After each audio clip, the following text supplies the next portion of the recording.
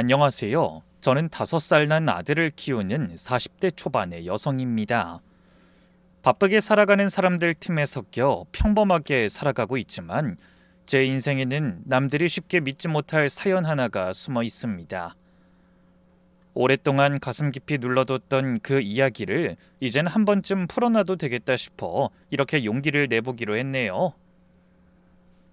그럼 평화롭던 가정에 걷잡을 수 없는 소용돌이를 일으킨 종이 한 장의 기막힌 진실을 지금 바로 털어놔 보겠습니다.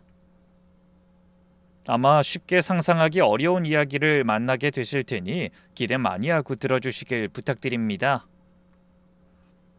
저는 작은 디자인 회사에서 평범한 직원으로 일하던 사람이었어요. 그런데 일이 적성에 잘 맞아 즐겁게 일하다 보니 그 모습을 좋게 본 거래처 젊은 사장과 결혼까지 하게 됐습니다. 남편은 정말 대단한 사람이었어요. 맨손으로 시작해 의류 사업을 성공적으로 일궈낸 자수성가형 사업가였죠. 40이 간 넘은 나이에 서울의 작은 꼬마 빌딩 한 채, 상가 2곳, 그리고 신혼집까지 마련해둔 누가 봐도 번듯한 신랑감이었습니다. 친구들도 그런 남자를 만난 저를 부러워하고 친정 부모님도 흐뭇해하셨죠.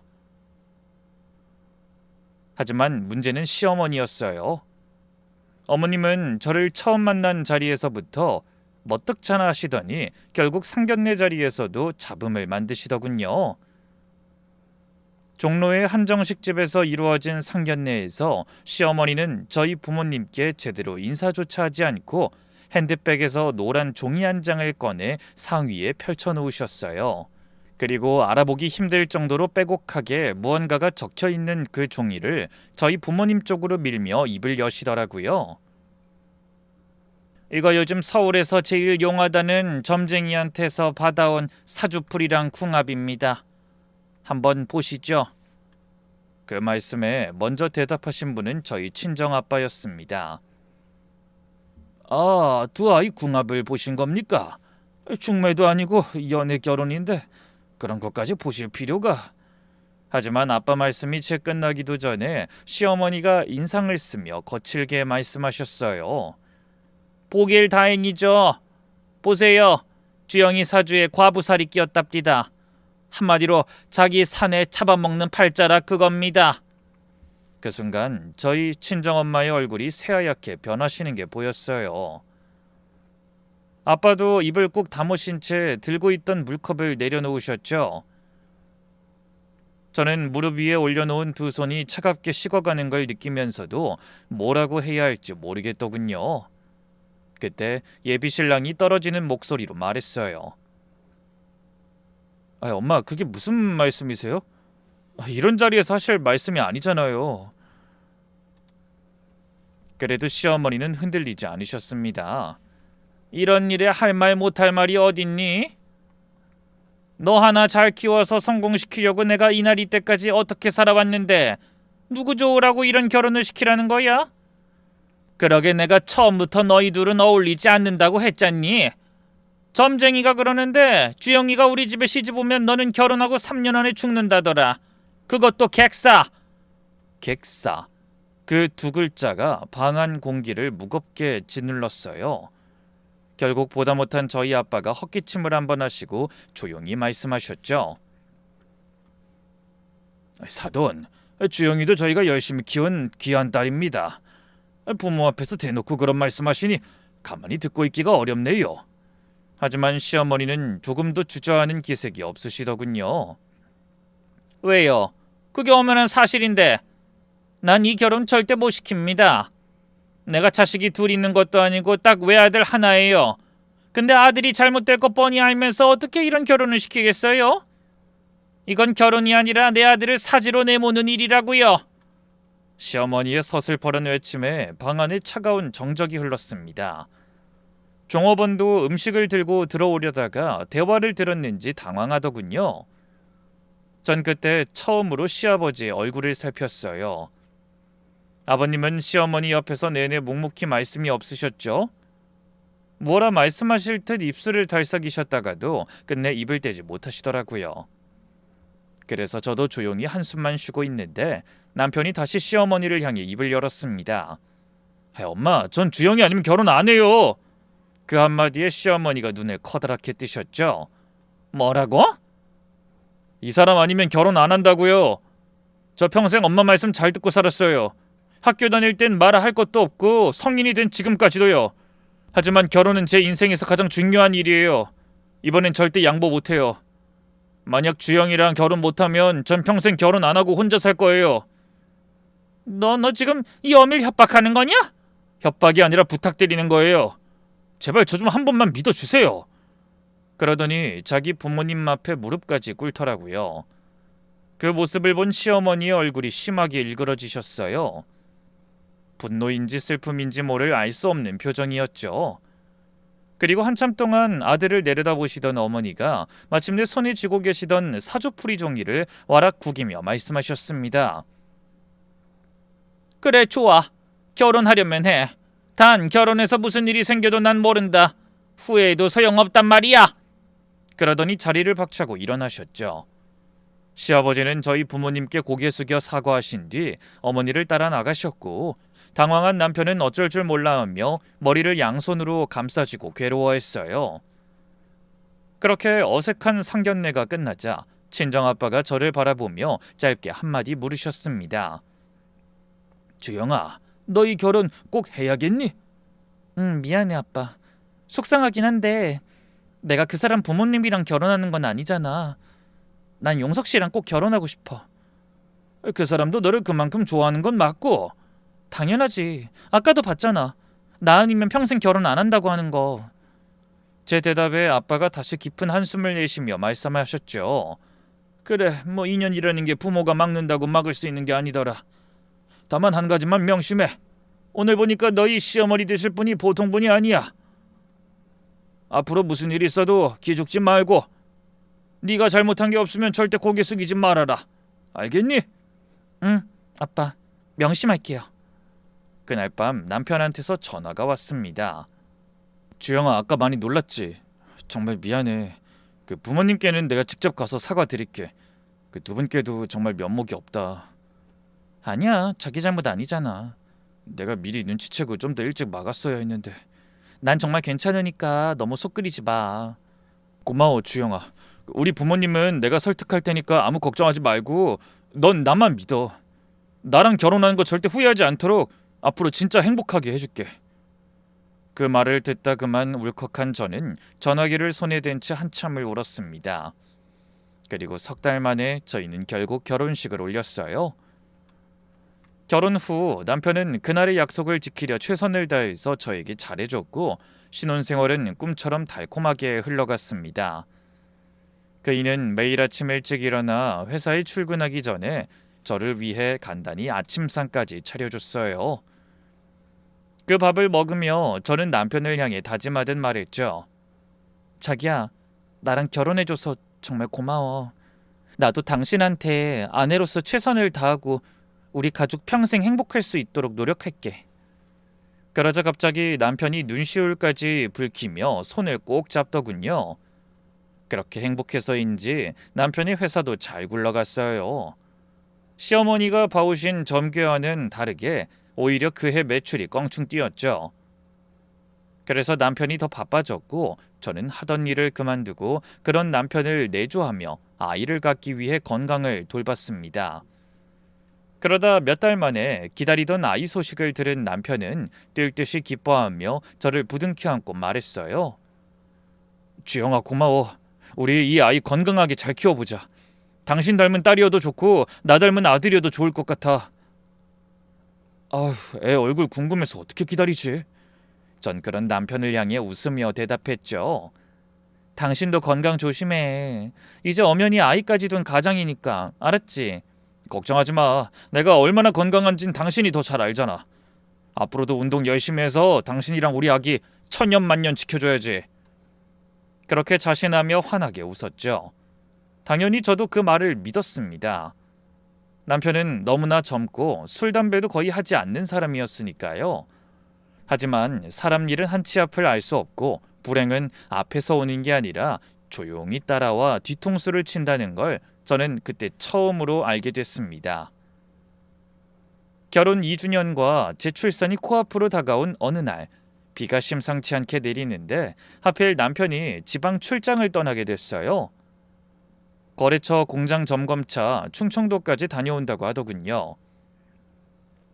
저는 걱정되는 마음에 몇 번이나 당부했습니다. 여보, 비 오는데 운전 조심해서 가. 걱정하지 마. 천천히 다닐게. 너무 늦지 않게 돌아올 거야. 그러고는 손을 흔들며 나가던 모습이 아직도 눈에 선합니다. 엘리베이터가 닫히기 직전에 한 번 더 저를 돌아보며 웃어 보이던 얼굴도 떠오르네요. 저도 손을 들고 웃으며 인사했습니다. 그게 제가 본 남편의 마지막 모습이 될 줄은 꿈에도 생각하지 못한 채로 말이죠. 그날 일찍 올 거라던 남편이 돌아오지 않고 자정이 지났을 때 거실 탁자 위에 놓아둔 전화기가 요란하게 울렸습니다.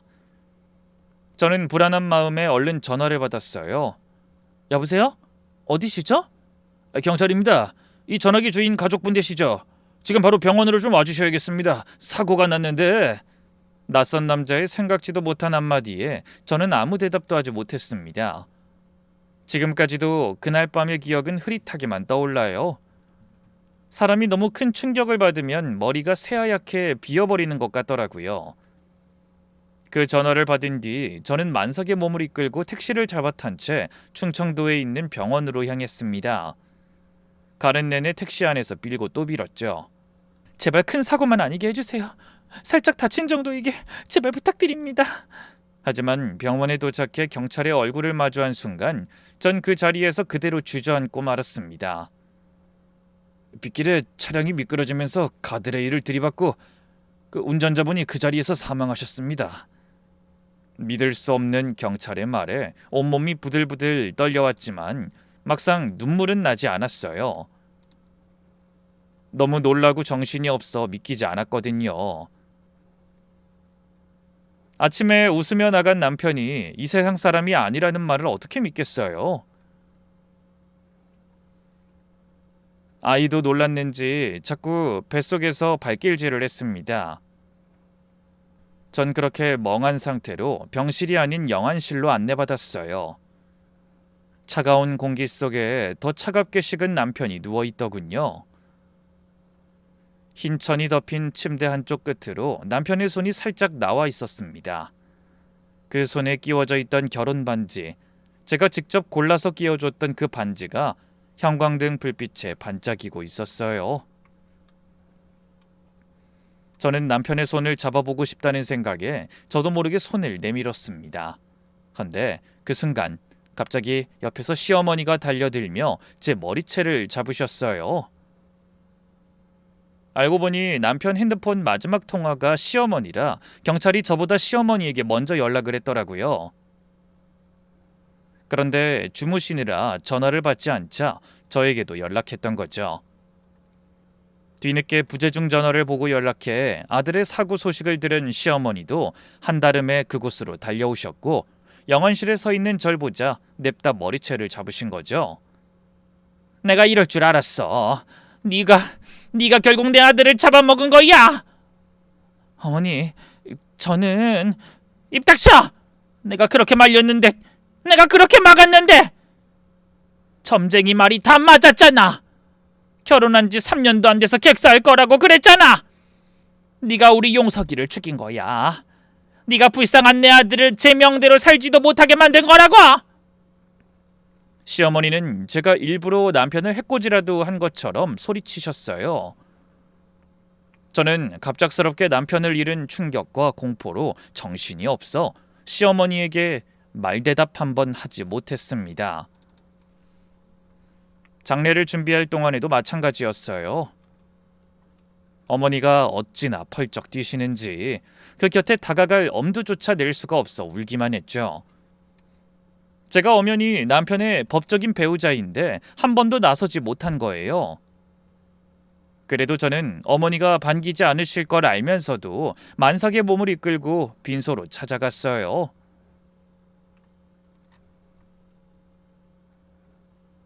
하지만 역시나 입구에서부터 실랑이를 벌여야 했습니다. 시어머니가 친척 몇 분을 데리고 입구를 막아서고 계시더라고요. 한 발짝도 못 들어와! 네가 여기 들어오면 오늘 내가 우리 아들 옆에 누워 같이 황천길 건널 테니 그리 알아라. 하지만 저는 그대로 물러설 수 없어 무거운 몸으로 힘겹게 바닥에 무릎까지 꿇었습니다. 어머니, 한 번만요. 용석 씨 마지막 가는 길인데. 마지막 가는 길? 네가 잡아먹지만 않았어도 내 아들이 그 좋은 나이에 왜 마지막 길을 가? 한 걸음이라도 들어오기만 해봐라. 내가 어떻게 하는지. 당장 나가!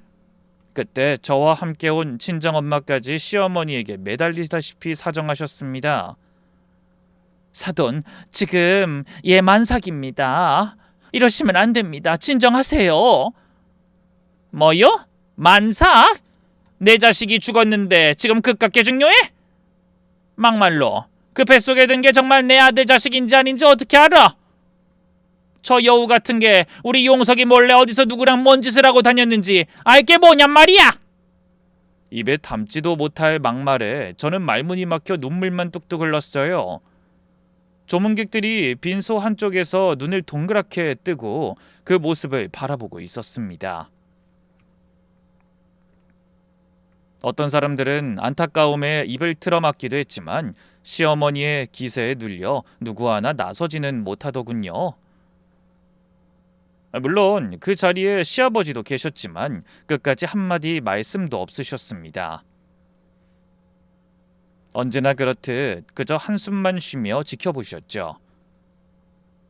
평소에도 시어머니에게 단 한마디도 큰 소리 내지 않으신다는 건 알았지만 그런 결정적인 순간에도 나서주지 않으시니 섭섭한 마음이 들더라고요. 그 와중에 시어머니가 저를 향해 한 번 더 손을 뻗으셨어요.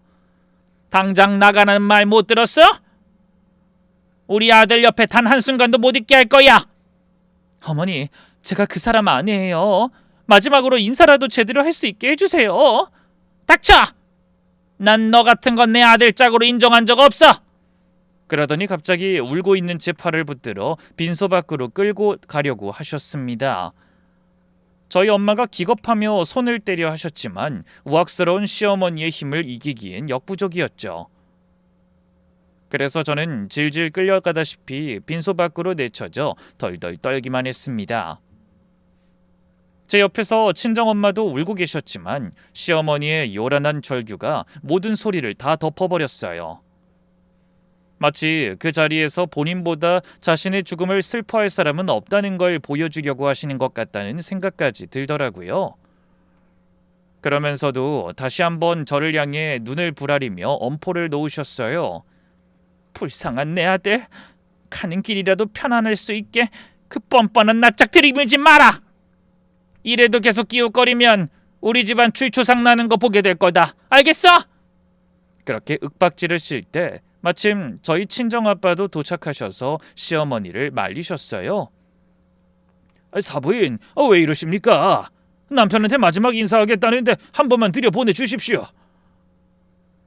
미우나 고우나 며느리 아닙니까? 하지만 시어머니는 여전히 눈을 희번덕거리며 소리치셨죠. 며느리요? 누가 며느리라는 거예요? 이제 내 아들이 없으니 저 계집애는 우리 집안하고는 아무 상관도 없는 남이라고요. 사부인, 말씀이 너무 심하십니다. 어머니 법적으로 가족인데. 시끄러워요. 내 집안일은 내가 알아서 해요. 이제 다시는 볼 일 없는 그쪽은 괜히 남의 집 일에 나서지 말고 딸이나 챙겨서 빨리 나가기나 하라고요. 시어머니는 저희 엄마뿐 아니라 친정아빠를 향해서도 서슴없이 막말을 하셨어요.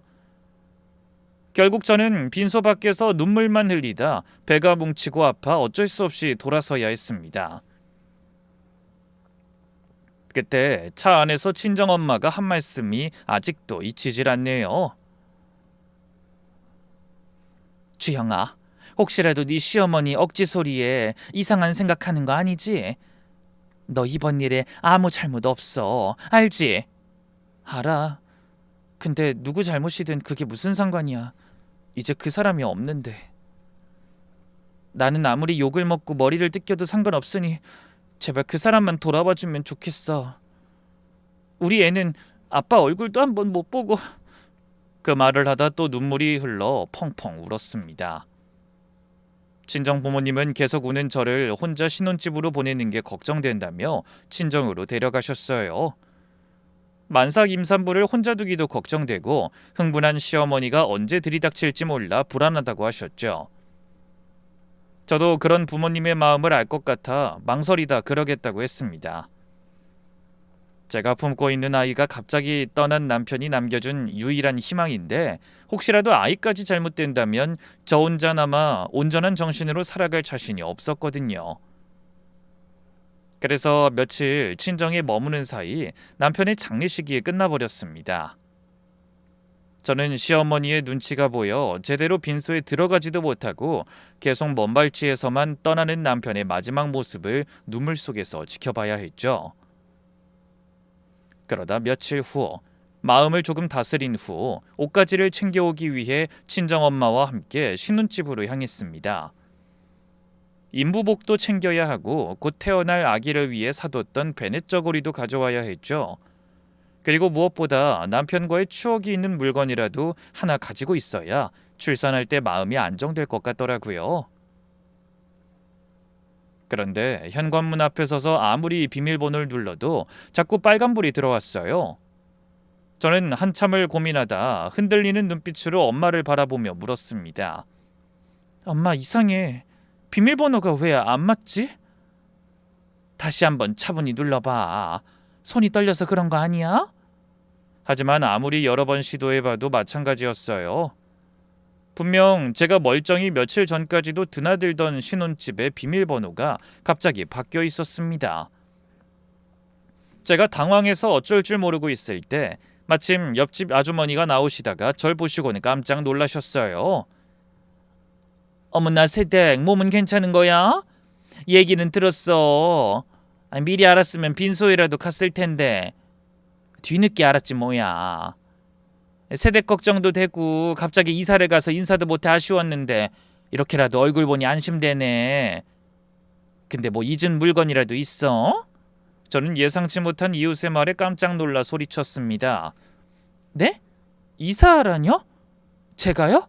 그래, 그 집 시어머니가 그저께 짐 빼면서 그러시던데. 인부 몇 사람 데리고 들어가서 안에 짐 다 드러내셨는데. 혹시 세댁은 몰랐던 거야?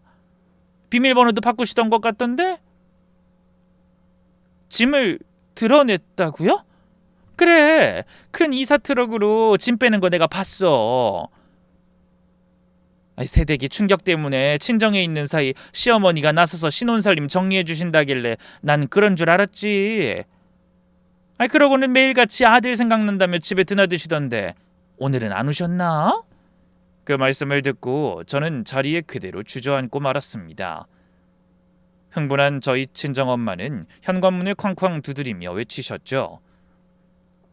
사돈 안에 계세요? 문 좀 열어주세요. 그러자 한참 만에 정말 집안에서 시어머니의 냉정한 목소리가 들렸습니다. 왜 이리 소란이야? 여긴 이젠 네 집이 아니야. 우리 아들이 뼈 빠지게 번 돈으로 산 내 아들 집이지. 저희 엄마는 기가 막혀 탄식을 토해내며 답하셨어요. 사돈, 그런 말씀이 어디 있습니까? 이 나라에는 엄연히 상속에 대한 법이 있고 절차가 있어요. 법 좋아하시네. 내 아들 돈만 보고 들러붙은 그런 꽃뱀 같은 화상한테 돈 주라는 법이 어디 있어? 어디서 누구 자식인지도 모를 애 데리고 와서 우리 손주라고 우길 게 분명한데. 저는 거듭된 충격으로 차가운 바닥에 주저앉은 채 한참을 울었습니다. 남편과의 추억이 가득한 집에 발도 들이지 못하게 된 현실이 너무나 기막혔어요. 결국 그날 저는 옷가지 하나, 사진 한 장도 챙기지 못하고 친정으로 돌아와야 했습니다. 시어머니가 신혼살림을 어디로 보내셨는지도 끝까지 말씀해주지 않으셨거든요. 헌데 그날 새벽 잠 못 들고 뒤척이던 저에게 갑작스런 진통이 찾아왔습니다. 엄마, 나 배가 너무 아파. 뭐? 아직 예정일이 한 달이나 남았는데. 놀란 부모님이 곧장 119를 부르셨어요. 병원에 도착했을 때 의사가 다급한 목소리로 소리치듯 말하는 게 들리더군요. 이미 양소가 터졌어요. 아이가 너무 작아서 낳자마자 바로 인큐베이터로 들어가야 합니다. 사모님도 지금 혈압이 너무 높아서 위험하고 당장 응급수술이 필요합니다. 그런 의사의 말이 끝나자 울먹이며 소리치는 아빠의 목소리도 들렸죠. 당장 수술해 주세요. 제발 저희 애들 좀 살려주십시오. 아빠의 절규에 가까운 그 목소리를 들으며 저는 그만 까무룩 정신을 놓고 말았습니다. 그리고 얼마나 시간이 지났을까요? 병실에서 눈을 뜨니 엄마가 눈물로 범벅이 된 얼굴로 제 손을 잡으며 말씀하셨어요. 아들이야, 주영아. 1.9kg라 작긴 하지만 혼자서 숨도 잘 쉰다. 걱정할 거 없어. 저는 아이의 작은 손가락 한번 잡아보지 못한 채 인큐베이터 안에 들어가 있는 모습만 지켜봤습니다. 용석 씨, 우리 아이가 태어났어. 다행히 건강한 것 같아. 용석 씨가 우리 아이 잘 자랄 수 있도록 꼭 지켜줘. 부탁이야. 신생아 중환자실 유리 너머로 손바닥보다 조금 큰 아이가 작은 가슴을 들썩이는 게 보였습니다. 가느다란 줄을 잔뜩 매달고 있는 모습에 심장이 쪼그라드는 것 같았죠. 코에는 산소 호스가 끼워져 있고 발바닥에는 작은 체열 자국도 보였어요. 그 작은 몸으로 어떻게든 험난한 세상을 살아가기 위해 쓰는 것 같아 가슴이 찢어지더군요. 불쌍한 우리 아기. 아빠 얼굴 한번 못 보고 엄마 품에도 안겨보지 못한 우리 아기. 저는 그 모습을 한참 동안 바라보다가 끝내 참았던 눈물을 쏟았습니다. 그런 저를 엄마가 조용히 달래주며 말씀하셨어요. 주영아, 우는 건 여기까지만 하자. 이제 넌 혼자가 아니야. 정신 차리고 애 잘 키워야 해. 알았지? 저는 눈물을 흘리면서도 고개를 격하게 끄덕였어요. 응, 엄마. 우리 아기 위해서라도 내가 정신 바짝 차릴 거야. 두고 봐. 그이도 항상 우리 곁에 있을 테니까. 그렇게 저는 아이를 생각하며 굳은 결심을 했습니다. 앞으로 또 어떤 험난한 일이 닥쳐와도 아이만은 꼭 지켜내겠다고요. 하지만 그런 결심을 하고 채 하루도 지나지 않아 병실 문이 거칠게 열리며 아이와 저의 행복을 위협하는 강적이 병원에 나타났습니다. 바로 저희 아빠로부터 출산 소식을 전해들은 시어머니셨어요. 제가 아이 낳은 사실을 알리지 말자던 친정엄마에게 아버지가 이렇게 말씀하셨거든요. 그래도 그건 아니지. 외아들 하나 떠나고 유일한 손주가 태어난 건데 애가 건강하게 태어났다는 걸 알려는 드려야 해. 혹시라도 손주를 보면 마음이 좀 진정되실지도 모르고. 하지만 아이가 태어났다는 걸 알고 병실에 들이닥친 시어머니의 표정 어디에서도 기쁨이라곤 찾아볼 수 없었죠. 애 어딨냐? 내 손주라고 인정하려면 일단 얼굴부터 봐야 할 거 아니야. 저는 긴장됐지만 기는 죽지 않기 위해 노력하며 당당하게 소리쳤습니다. 어머니, 애는 아직 너무 작아서 인큐베이터에 있어요. 그래도 얼굴은 볼 수 있을 거 아니야. 어딘지 당장 말이나 해라. 그래도 제가 말이 없자 시어머니가 제 대답은 듣지도 않으시고 간호사 한 명을 붙들고 거의 끌고 가다시피 신생아실로 향하셨어요. 저는 친정엄마의 부축을 받으며 수술한 지 얼마 되지도 않은 몸을 일으켜 그 뒤를 따라가야 했습니다. 그런데 신생아들 모여있는 인큐베이터 앞에 도착한 시어머니가 안내를 받고 안쪽을 한참 들여다보시더니 갑자기 큰 소리로 코웃음을 치셨죠. 하! 어디서 저런 시꺼먼 애를 데려다 놓고 내 손주라고 우기는 거야? 어머니, 애한테 그게 무슨 말씀이세요? 닥쳐! 우리 용석이 어릴 적 사진 못 봤어? 살이 뽀얗고 이마가 반듯해서 얼마나 예뻤는데 저렇게 못난 애가 내 손주일 리가 없어. 저는 어이가 없어 말문이 막혔습니다. 그래도 시어머니는 멈추지 않고 복도에서 지나가는 사람들이 다 듣도록 큰 소리로 외치셨어요. 너 솔직히 말해라. 저 애 우리 용석이 자식 아니지? 대체 누구 자식이야? 어머니, 억지 소리 좀 그만하세요. 억지는 무슨? 너 같은 게 내 아들 몰래 어디서 무슨 짓을 하고 다녔는지 누가 알아? 우리 용석이가 결혼 2년 만에 죽은 게 그냥 우연인 줄 알아? 다 너 같은 박복하고 더러운 팔자 때문에 애 끼가 눌려서 일찍 간 거야. 근데 억울하게 떠난 내 자식 돈까지 다 너랑 저 아비도 모르는 애한테 들어가는 꼴을 내가 어떻게 봐? 그제야 저는 시어머니의 진짜 속셈을 어렴풋이 알아챘습니다. 어머니가 그토록 저와 아이를 부정하는 진짜 이유, 그건 바로 남편이 남긴 유산 때문이었어요. 서울에 있는 꼬마 빌딩 한 채, 상가 2곳, 신혼집으로 쓰던 30평대 아파트, 그리고 의료회사 지분까지 그 모든 것의 1순위 상속인이 법적으로 저와 갓 태어난 아이였기 때문에 호락호락하게 아들의 유산을 넘기기 싫으셨던 거죠. 그래서 아이가 떠난 남편의 애가 아니라고 하며 저와 손주를 한 번에 상속받을 자격이 없는 사람이라 우기고 싶으셨던 겁니다. 시어머니는 연신 소리치며 아이가 자기 손주가 아니라고 발악하셨고, 그 소리에 복도를 지나가던 사람들이 힐끔거리며 계속 저희를 쳐다봤어요.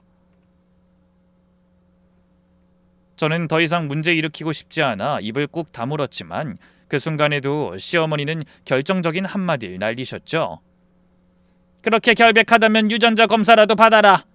만약 애가 용석이 친자라고 나오면 그날로 내가 더는 뭐라고 하지 않음마. 물론 그럴 리가 없지. 애가 내 손주 아니다에 손목을 건다. 결국 참다 못한 저도 주먹을 꼭 쥐며 이렇게 대답했습니다. 좋아요. 그까짓 거 못 받을 이유 없어요. 대신 약속은 꼭 지키세요. 친자만 확인되면 저희 앞에 더는 나타나지 마시고 용석 씨가 남긴 유산에도 일절 간섭하지 마세요. 뺏어간 집도 신혼살림도 다 내놓으시고요. 그 말에 시어머니가 콧방귀를 끼며 조롱하듯 말씀하셨죠. 하! 이제야 본색을 드러내는구만. 좋다. 너도 명심해. 제가 우리 용석이 자식이 아니라고 나오면 너는 내 아들 돈에 손도 대지 말고 조용히 물러나는 거야. 알겠어? 그러고도 한참을 시어머니한테 시달리다 겨우 병실로 돌아온 저는 한숨을 쉬며 친정엄마를 향해 푸념했습니다. 엄마, 어머니가 노리시는 건 우리 아기가 아니라 그이가 남긴 재산이었어. 그렇겠지. 내가 만삭인 며느리를 그렇게 매몰차게 내쫓을 때부터 알아봤다. 근데 이제 어떻게 할 거니? 애 아빠가 없는데 무슨 수로 검사를 받아? 분명히 방법이 있을 거야. 내가 어떻게 해서든 우리 애 권리 찾아주고 내 결백도 증명할 거야. 말은 그렇게 했지만 막상 검사를 어떻게 받아야 할지 막막했어요. 남편은 이미 한 줌 재가 되어 납골당에 안치된 뒤였는데 뭘 맡겨서 검사를 받아야 할지 모르겠더라고요. 그때 떠오르는 게 남편이 쓰던 물건이었어요. 신혼집에 칫솔이나 머리카락이라도 남아있을지 모른다는 생각이 들었습니다. 그래서 며칠 뒤 몸이 조금 회복되자 저는 친정엄마와 함께 다시 신혼집으로 향하며 비밀번호를 알기 위해 시어머니께 미리 연락을 드렸어요. 어머니, 유전자 검사 받으려면 그이 칫솔이나 면도기, 머리카락이라도 있어야 해요. 집에 한번 들어가게 해주세요. 그래? 알았다. 내가 가서 기다릴 테니 마음껏 찾아봐라. 그러더니 어머니가 순순히 집안에 들어가는 걸 허락해 주시더군요. 뜻밖이었지만 그때는 별 의심 없이 그 말씀을 고지고대로 믿었습니다. 헌데 시어머니가 직접 문을 열어주셔서 들어간 집안을 보자 전 그 자리에서 그대로 굳어버리고 말았어요. 안에는 정말 아무것도 없었습니다. 신혼살림으로 아늑하게 꾸며져 있던 공간은 텅 비었고 당연히 화장실 세면대 위 칫솔 꽂이는 물론 바닥에 짧은 머리카락 한 올도 없었어요. 당연히 남편이 사용하던 면도기나 빗도 보이지 않았죠. 저는 허탈함에 울먹이며 물었습니다. 어머니, 그이 물건들 다 어디 갔어요? 가구랑 가전은 그렇다 치고 사소한 물건까지 다 버리신 거예요? 당연하지. 나보고 부모 앞서 떠난 자식 물건 그대로 두고 보면서 힘들게 살라는 거냐? 그래서 짐 빼고 청소업체 불러서 깨끗하게 다 치웠다.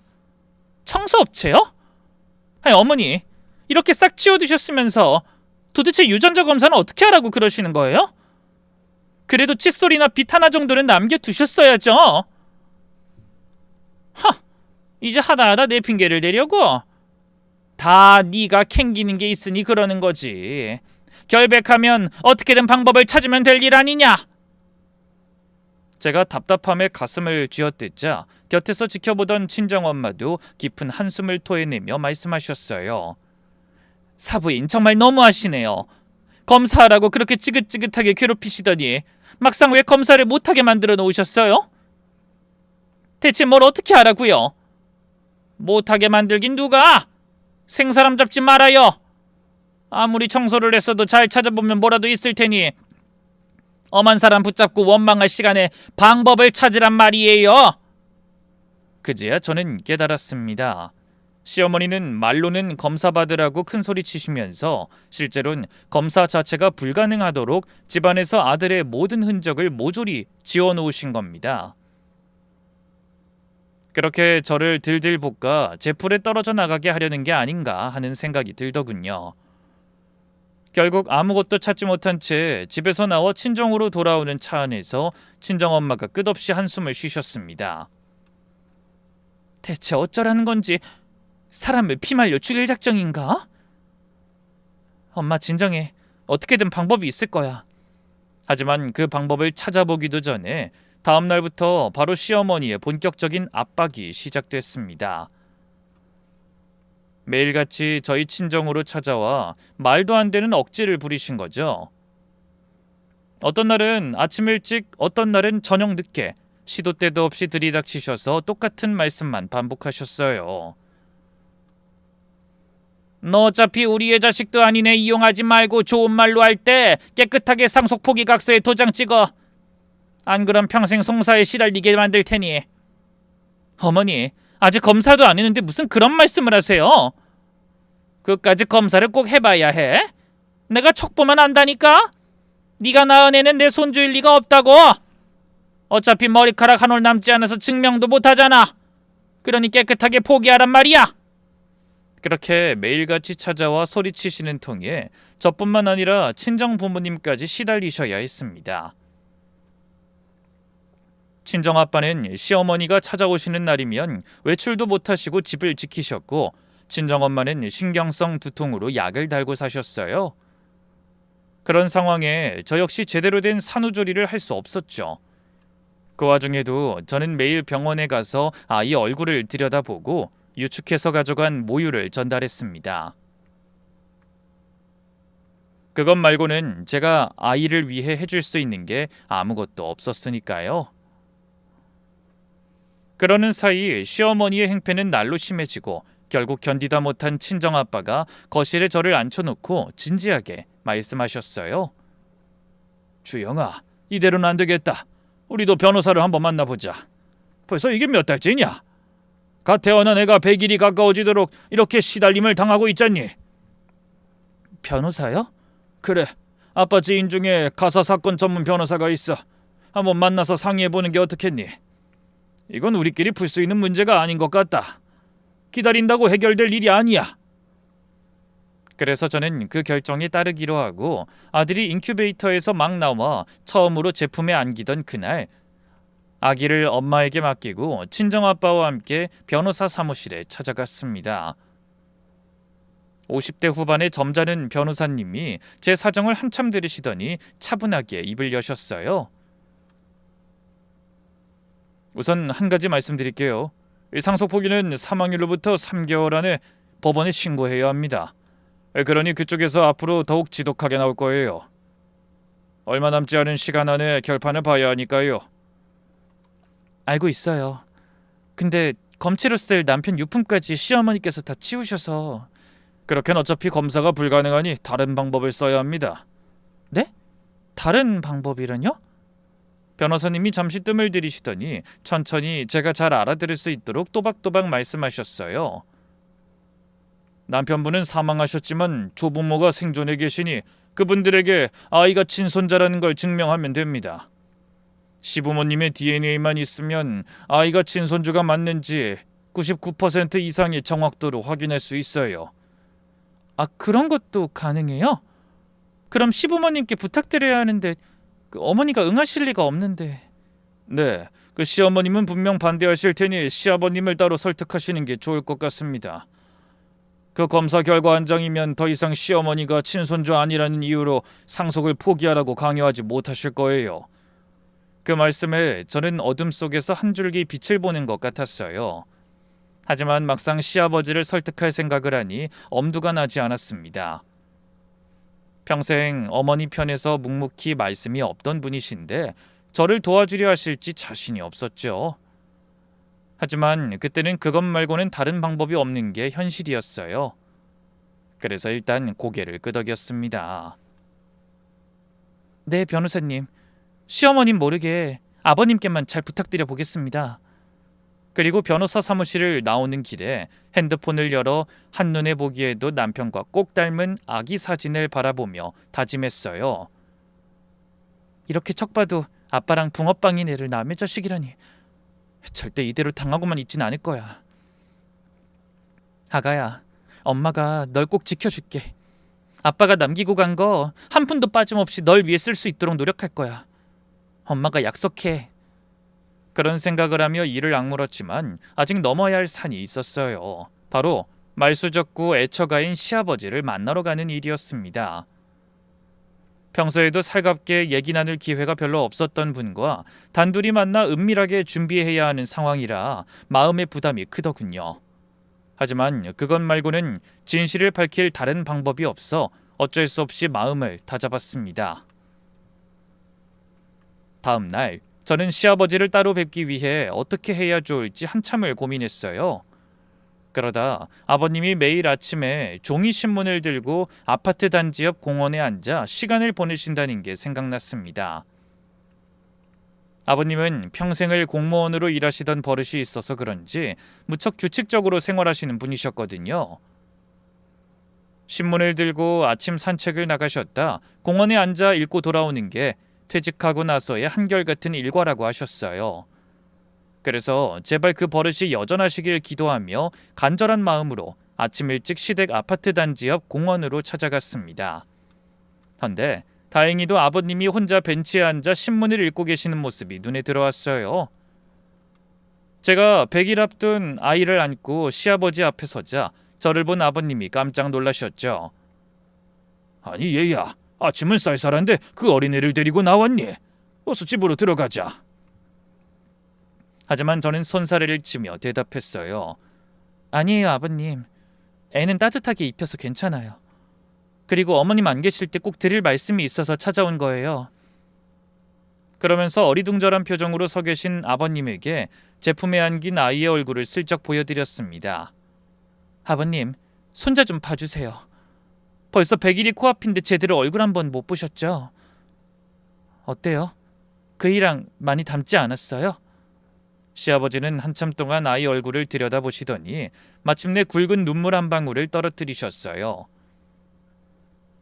그래, 우리 용석이 어릴 때랑 똑 닮았구나. 특히 눈매가 아주 판박이다. 네, 근데 어머님은 왜 자꾸 그런 말도 안 되는 말씀을 하시는 걸까요? 이제 저희 친정에도 자꾸 찾아오셔서 더 이상 버틸 수가 없는 상황이에요. 저도 억울한 소리 더는 듣고 싶지 않고요. 그래서 검사를 해야 하는데 어머님이 그이 물건을 다 치우셔서 뭐 남은 게 하나도 없어요. 그래, 상황은 대충 나도 알고 있다. 미안하구나. 알면서도 내가 도움을 못 주고. 아니에요, 아버님. 어머니랑 의견 대립하는 거 원하지 않으신다는 거 잘 알고 있어요. 그런데 이번엔 어쩔 수 없이 부탁을 드려야 할 것 같아요. 그이가 없어도 조부모랑 친손주가 검사하면 핏줄인 걸 확인할 수 있나 봐요. 그러니까 아버님이 어머니 모르게 딱 한 번만 검사 받아주세요. 뭐? 내가? 네. 어머님은 무턱대고 아이가 용석 씨 애가 아니라고만 하시면서 정작 검사는 방해하시니까 정말 미치겠어요. 용석 씨도 분명 이런 상황 원하지 않을 거라고 생각해요. 아버님, 딱 한 번만 도와주세요. 부탁드려요. 하지만 저의 눈물 어린 부탁에도 아버님은 한동안 말씀이 없으셨어요. 그러더니 오랜 고민 끝에 깊은 한숨을 내쉬며 입을 여셨습니다. 그래, 검사 받자.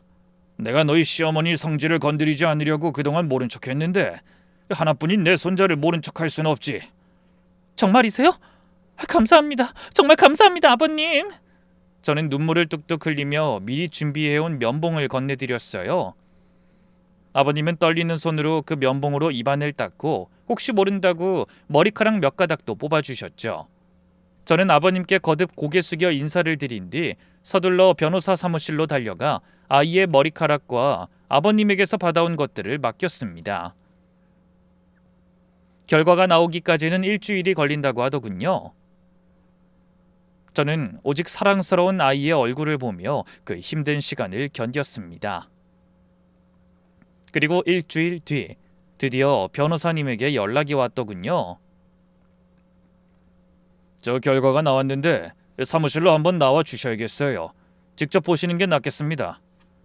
변호사님의 목소리가 심상치 않아 의아한 마음이 들었지만 검사 결과는 확실할 거라고 생각해 별 걱정 없이 서둘러 변호사 사무실로 달려갔어요. 그런데 변호사님의 표정이 무척이나 어둡더라고요.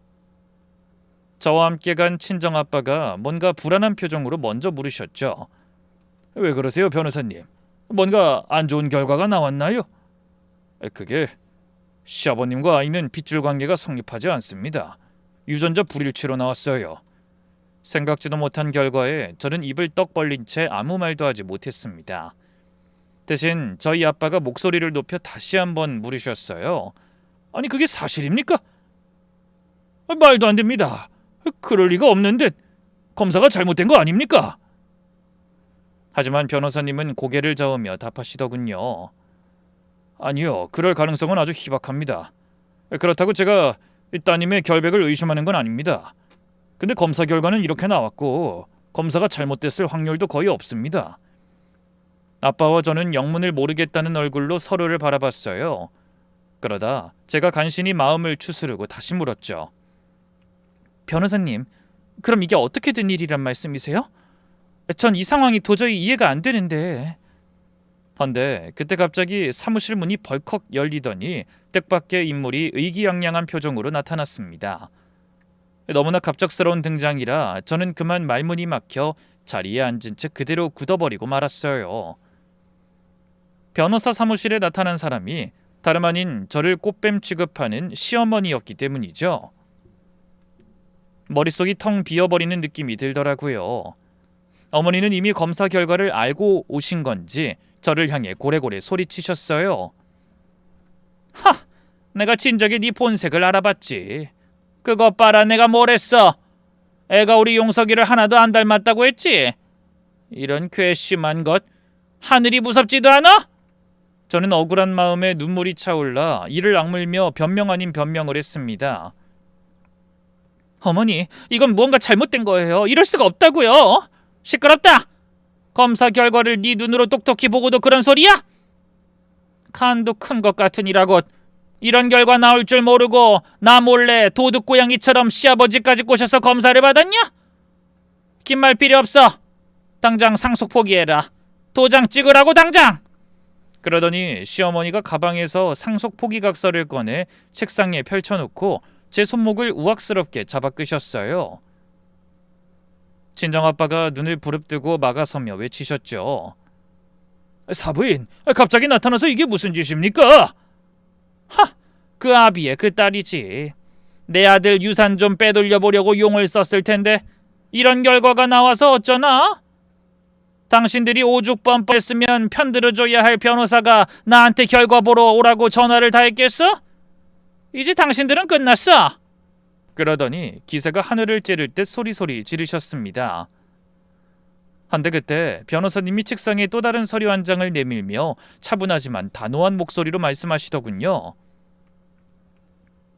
아직 한 가지 확인할 일이 더 남았으니 좀 진정하시고 자리에 앉으시죠. 그 말씀에 다시 제 손목을 잡으려던 시어머니도 멈칫하고 변호사님을 바라보셨어요. 변호사님은 담담한 얼굴로 손을 들어 소파를 가리키며 말씀하셨죠. 지금부터 아주 중요한 사실을 한 가지 더 확인해야 하니 잠시만 제 얘기에 집중해 주시겠어요? 그 담담하면서도 거역할 수 없는 태도에 시어머니도 주춤거리며 자리에 앉으시더군요. 순식간에 사무실이 조용히 정리되자 변호사님이 깊은 숨을 내쉬고 책상에 올려뒀던 서류를 펼치며 말씀을 시작하셨어요. 사실 제가 아버님의 유전자 검사를 맡기고 하루 뒤에 또 다른 검사를 한 가지 더 맡겼습니다. 그건 제가 두 분 모르게 시아버님을 만나 부탁드린 겁니다. 저는 전혀 몰랐던 새로운 사실을 듣고 눈을 동그랗게 뜨며 물었어요. 네? 저희 아버님한테요? 아, 그래서 아버님 연락처를 물어보신 거예요? 저한테 그냥 진술에 도움될 만한 걸 여쭤보고 싶다고 하셨잖아요. 제 말을 들은 변호사님이 심각한 표정으로 대답하셨습니다. 아버님이 호의적으로 검사에 응해주셨다는 말씀을 듣고 어쩌면 저희 쪽에 더 도움을 주실 수도 있지 않을까 해서 한번 연락을 드려봤습니다. 다름이 아니라 어머님의 칫솔을 좀 가져다 주실 수 있는지 여쭤본 거죠. 예상치 못한 변호사님의 말씀에 그 자리에 있던 모든 사람이 화들짝 놀랐어요. 특히 손까지 떨 만큼 놀란 제가 물었네요. 아니, 그럼 저희 아버님 말고 어머님도 유전자 검사를 받으셨다는 거예요? 굳이 뭐 때문에? 변호사님이 저를 향해 고개를 끄덕인 뒤 입을 여시더군요. 네, 그렇죠. 물론 두 분 중에 한 분만 핏줄인 게 확인되면 그럴 필요는 없습니다만 만일의 경우라는 게 있으니까요. 짧지 않은 세월 가정사를 담당하다 보니 여러 가지 가능성을 염두에 두지 않을 수가 없더라고요. 그런데 역시나 오늘 뜻밖의 결과를 받고 보니 제 판단이 옳았다는 생각이 드네요. 헌데 그런 변호사님의 말씀을 듣던 시어머니의 얼굴이 일순간 굳어지는 게 보였습니다. 그 이유가 변호사님의 입을 통해 곧 밝혀졌어요. 어머님과 손자는 99.9%의 확률로 친조모와 친손주 관계가 성립했습니다. 여기 서류에도 명시돼 있죠. 그 순간 방 안에 찬물을 끼얹은 것 같은 소름 끼치는 침묵이 흘렀습니다. 시어머니는 의기양양하게 들고 계시던 상속 포기각서를 바닥으로 스르르 떨어뜨리셨어요. 저희 친정아빠는 그때까지도 변호사님의 말씀이 이해되지 않는다는 듯 멍한 표정으로 물으시더군요. 아니 변호사님, 그게 무슨 말씀입니까? 아이가 시아버지하고는 친족관계가 아닌데 시어머니한텐 친손주가 맞다고요? 네, 그렇습니다. 그 말이 무슨 뜻인지 모르시겠습니까? 저는 아빠와 달리 한순간에 그 모든 것이 이해됐어요. 아이는 분명 시어머니의 친손주가 맞았지만 아버님의 핏줄은 아니었습니다. 그 말은 즉 그이가 시어머니의 친자식은 맞지만 아버님의 자식은 아니었다는 말이 되는 겁니다. 죽은 제 남편과 시아버지가 친자관계가 아니니 당연히 제 아이와 아버님 사이에는 핏줄 관계가 성립하지 않은 거예요. 40년 넘게 시어머니가 숨겨온 엄청난 비밀이 그 유전자 검사 한 번으로 만천하에 드러나게 된 겁니다. 자신이 부정한 일을 저질러서 낳은 아들을 시아버지의 친아들인 것처럼 속이며 살아오신 거죠. 가공할 진실이 드러나자 그 서슬퍼렇던 분이 갑자기 자리에서 벌떡 일어나 어쩔 줄 몰라 하시다 갑자기 사무실 한가운데서 다리가 풀려 그대로 주저앉으셨어요. 저는 이를 갈며 검사 결과지 2장을 들어 시어머니의 발치에 내던졌습니다. 기가 막혀서 어머니 뭐라고 말씀을 좀 해보세요. 그러니까 핏줄에 그렇게 따지시던 분이 정작 본인은 40년이 넘게 모두를 속이면서 남의 자식을 남편 자식으로 둔갑시켜서 살아오신 거예요? 그래놓고 절 그렇게 못 잡아먹어서 안달하신 거냐고요? 어머니가 그런 짓을 하셨으니 다른 여자들도 다 그렇게 사는 줄 아셨어요? 그런 제 말에 시어머니는 큰 소리 한 번 내지 못하고 온몸을 부들부들 떨며 중얼거리시더군요. 그만해라, 그만해. 이건 다 조작이야. 난 아니야. 바로 그때 사무실 문이 천천히 열리더니 그 자리에 시아버지가 서 계셨습니다. 저는 너무 놀라서 귀신이라도 본 듯 소리쳤어요. 아버님, 언제부터 거기 계셨어요? 아까부터. 변호사님이 오늘 검사 결과가 나온다고 하길래 궁금해서 와봤다. 그러더니 아버님이 허탈한 표정으로 바닥에 주저앉아 부들부들 떨고 있는 시어머니를 내려다보며 천천히 입을 여셨어요. 40년이 넘었어. 그 오랜 시간을 나는 용석이가 내 자식이 아니라고는 한 번도 생각해 본 적이 없었어. 근데 어떻게 이런 일이? 입이 있으면 뭐라고 말을 좀 해봐! 하지만 어머니는 손바닥으로 입을 틀어막은 채 아무 말씀도 하지 못하셨습니다. 입이 10개라도 할 말이 없으신 게 당연했죠. 아버님이 그동안 얼마나 애처가로 시어머니 심기 건드리지 않고 살아오셨는진 누구보다 제가 잘 알고 있었으니까요. 어머니는 어떻게든 변명이 하고 싶은 눈치였지만 너무나 엄청난 진실 앞에 말문이 막히신 것 같았어요. 여보, 그런 게 아니라 나도 몰랐어요. 나도 용석이가 당신 아들인 줄 알고 정말 딱 한 번 실수한 것뿐이었어요. 정말이에요. 됐어. 더 이상 듣고 싶지 않아. 아버님은 딱 그 한마디 남기고 뒤돌아 사무실을 나가셨습니다. 아무리 생각해도 어이없고 황당한 일이었어요. 멀쩡한 제 자식이 남편의 아이가 아니라고 큰소리치던 시어머니의 실체가 너무나 엄청나더군요. 본인은 그런 짓을 저질러 놓고 어떻게 제 앞에서 손목을 걸겠다며 펄펄 뛰었는지 놀랍기 그지없었습니다. 결국 며칠 뒤 아버님은 다시 그 변호사 사무실을 찾아 시어머니와의 이혼 소송을 시작하셨어요. 40년이 넘게 속아온 세월과 평생 누르고 살던 한이 한꺼번에 터져나온 거죠. 시어머니는 어떻게든 버티려고 매달리신 눈치였는데 아버님의 마음은 고작 그딴 사과 한마디로 돌아설 수 있는 상태가 아니었습니다. 그래서 어머니는 코앞에 닥친 자신의 이혼을 막으려 애쓰느라 저와 아이에게 참견할 여력도 없으신 모양이었어요. 결국 한참 후에 남편이 남긴 모든 유산은 무사히 저와 아이에게로 넘어왔습니다. 반면에 멀쩡한 저를 남편 잡아먹고 바람까지 피운 여자로 매도하던 시어머니는 다 늙은 나이에 황혼 이혼 당하고 시골로 내려가 쓸쓸한 노년을 맞이하게 되셨어요. 점쟁이에게 홀려 저와 남편의 결혼을 그렇게 반대하셨으면서 정작 그 용하다는 점쟁이가 어머님 앞에 닥칠 불행은 점쳐주지 못한 것 같더라고요. 그런 일이 있고 몇 해가 지나 벌써 저희 아들이 5살이 되었습니다. 저는 친정에 머무르며 부모님의 도움을 받아 아이를 키우면서 남편이 남기고 간 회사를 직접 꾸려나가고 있고요. 비록 아이는 아빠 얼굴을 한 번도 못 봤지만 사진 속 얼굴을 손으로 짚으며 매일같이 인사를 건넨답니다. 그 모습을 볼 때마다 마음 한구석이 시리지만 그래도 나중에 남편에게 큰소리 치려면 열심히 살아야 한다는 생각으로 매일 최선을 다해 살아가고 있습니다. 그럼 여러분도 부디 보람과 행복으로 꽉 찬 하루 보내시길 바라며 저는 이만 인사드릴게요. 모두 건강하세요. 감사합니다.